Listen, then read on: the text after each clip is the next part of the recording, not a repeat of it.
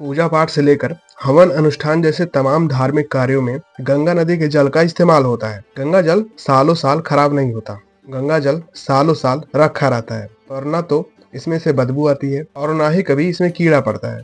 ऐसा क्यों होता है, इस वीडियो में हम जानेंगे। इसका पता लगाने की शुरुआत पहली बार 134 साल पहले हुई थी। दरअसल 1890 के आसपास भारत के तमाम हिस्सों में अकाल के कारण भूखमरी पड़ गई थी। इस बीच प्रयागराज में हैजा से लोग मरने लगे थे। अधिकतर लोग लाशों को जलाने या दफनाने की जगह गंगा जी में प्रवाहित करने लगे थे।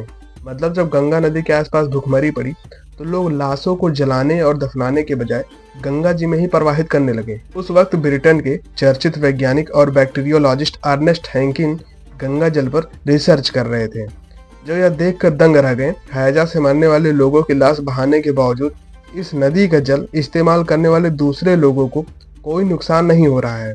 उन्होंने गंगा जल के नमूने इकट्ठा किए और उनका विश्लेषण किया। उन्होंने पाया कि गंगा जल में बहुत कम बैक्टीरियल प्रदूषण है। हैंकिन के बाद एक फ्रेंच वैज्ञानिक ने गंगा जल पर और ज्यादा रिसर्च किया। उन्होंने भी पाया कि गंगा जल में ऐसे वायरस पाए जाते हैं जो हैजा जैसे बीमारी के बैक्टीरिया को नष्ट कर देते हैं। यही वायरस गंगा जल की शुद्धता के लिए जिम्मेदार थे। इन वायरस को निंजा वायरस कहा गया।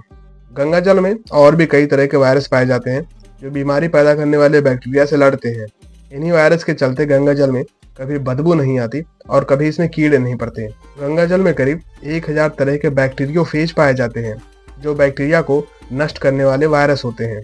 दूसरी नदियों में भी बैक्टीरियोफेज पाए जाते हैं, लेकिन इनकी संख्या कम होती है। यही कारण है कि दूसरी नदियों के जल के मुकाबले गंगा जल आसानी से खराब नहीं होता है। गंगा जल में सल्फर की मात्रा भी बहुत ज्यादा होती है, जो इसे लंबे समय तक खराब होने से बचाती है। गंगा जल की एक और खासियत यह है कि इसकी वायुमंडल से ऑक्सीजन सोखने की क्षमता काफी ज्यादा होती है।